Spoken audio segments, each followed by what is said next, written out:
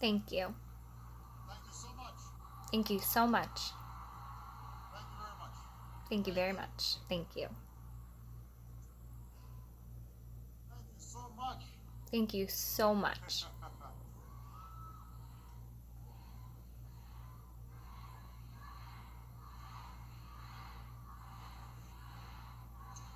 Thank you. Thank you. Mama Grasha, Michelle, To Mama Gracia, the Mandela Michelle, family, and the rest of the Mandela family, Michelle family, Michelle family, President Ramaphosa, to President Ramaphosa, who is inspiring new hope you can see is in the country. inspiring new hope in this great country. Professor, Doctor, Professor, Doctor, distinguished guests, distinguished guests, to Mama Sisulu and the Sisulu family, to Mama Sisulu and the Sisulu family, to the people of South Africa, to the people of South Africa. it is a singular honor for me to be here. It is a singular honor for me to be here with all of you to celebrate the birth and life of one of history's true giants. Let me begin by a correction Let me begin by a correction and a few confessions. and a few confessions. The correction The correction is that is that I am a very good dancer. I am a very good dancer.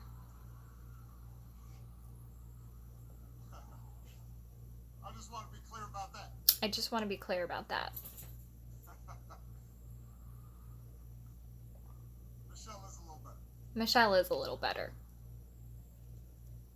The confessions. The confessions.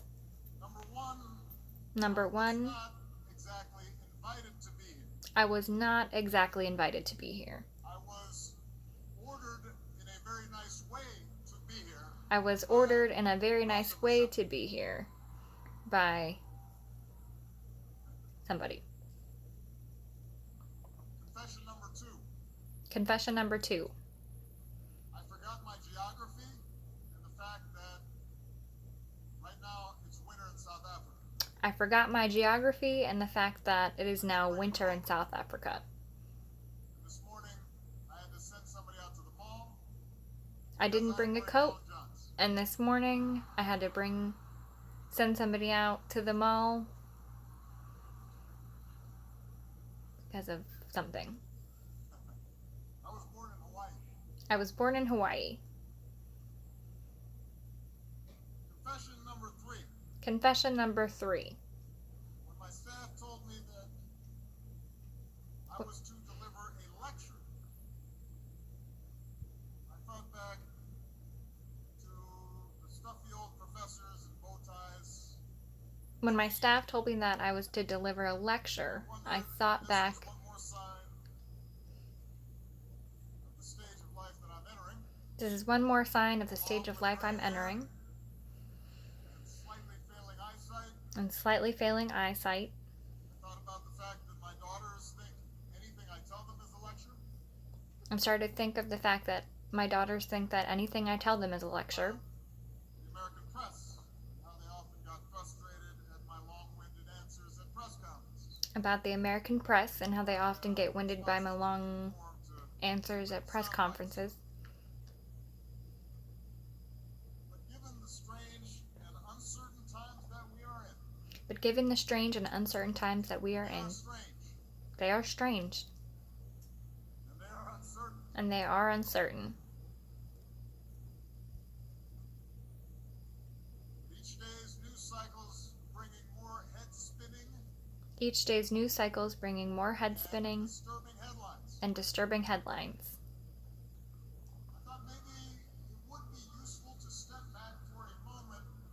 I thought maybe it would be useful to step back for a moment.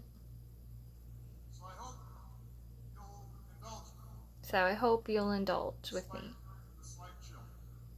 Despite the slight chill. I spend much of this lecture how we arrived in this present moment, how we arrived in this present moment, in the hope that it will offer us a roadmap for where we need to go next. and hope that it will offer us a roadmap of where we need to go next. 100 years ago, 100 years ago, the people was born in the village.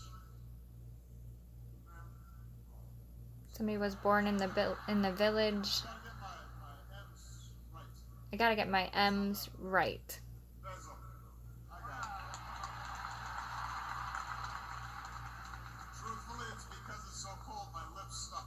Truthfully, it's because it's so cold my lips stuck.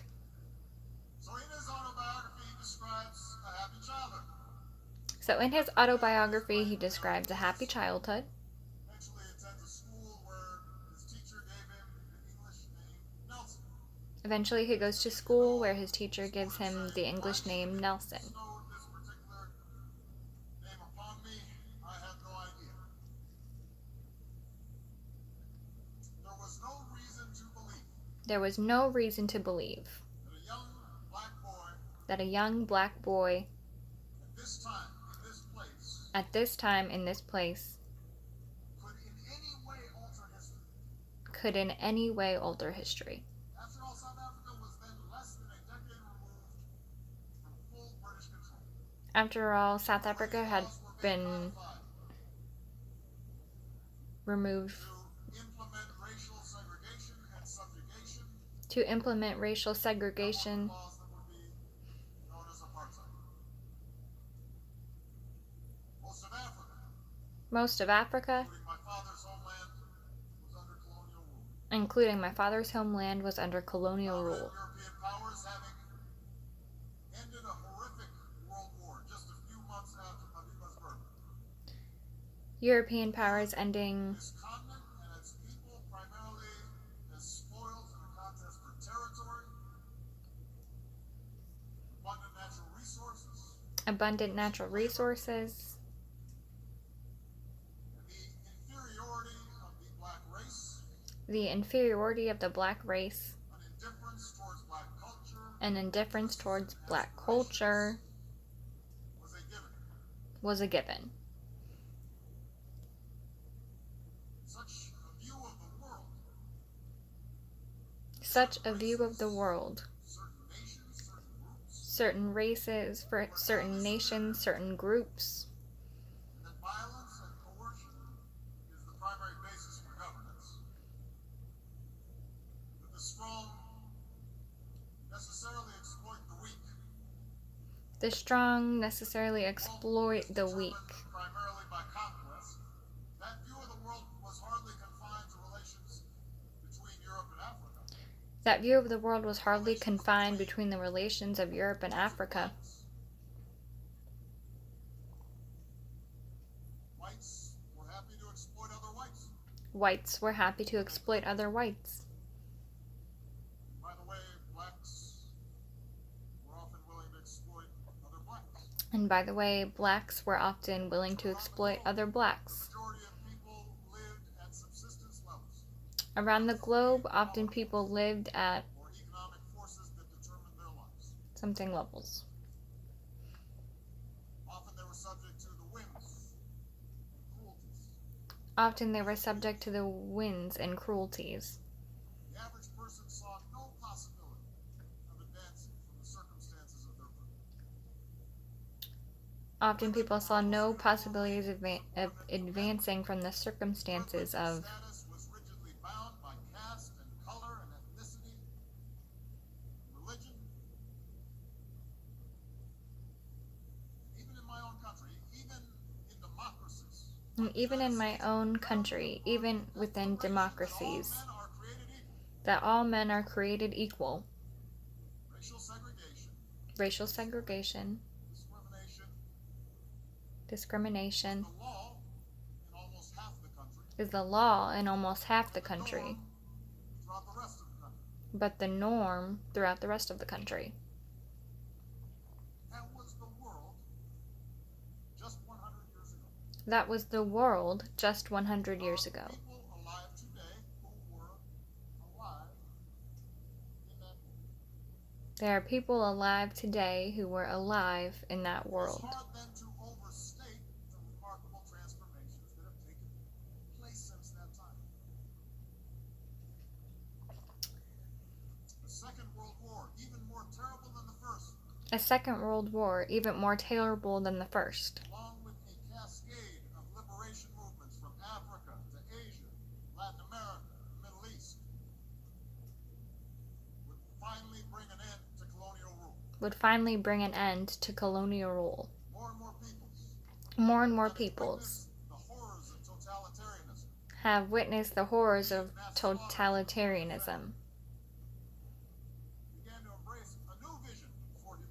began to embrace a new vision for humanity. new Not only on the ideas, principle of national self-determination, not only on the but also on the principles of democracy, but also on the principles of democracy, law, civil rights, civil rights, the inherent dignity of every single individual. the inherent dignity of every single individual. Those nations with market-based economies, suddenly union movements developed. Suddenly, union movements developed. Commercial regulations were instituted, and access to public education was expanded, and social welfare systems emerged, all with the aim of constraining the excesses of capitalism and enhancing its ability to provide opportunity not just to some but to all people. And enhancing its ability to provide opportunity for not just some but all people.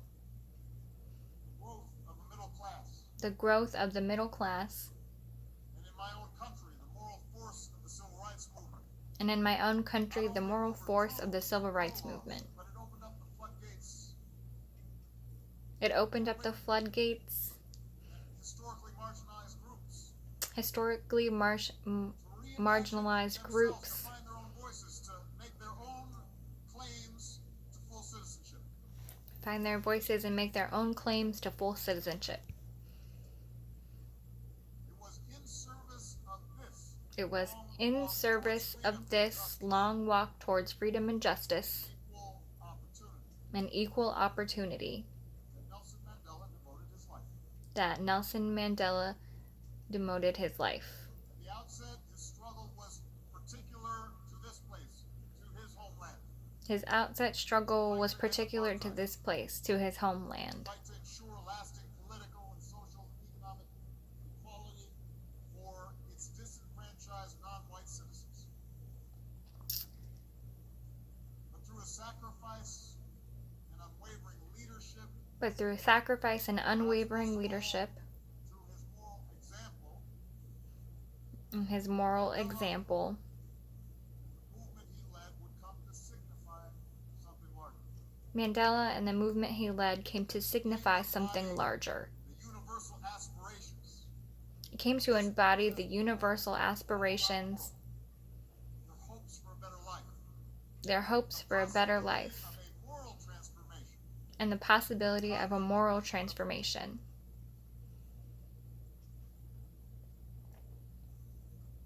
Madiba's light shone so brightly Madiba's light shines so brightly that narrow Robben Island cell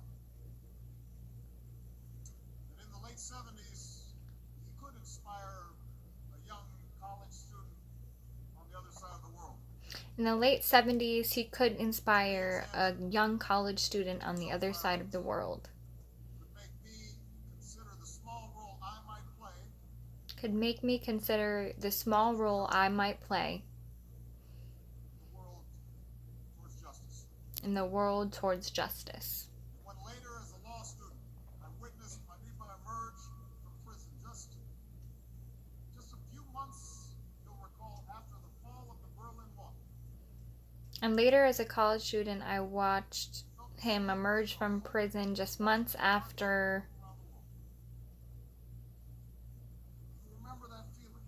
Who remember that feeling?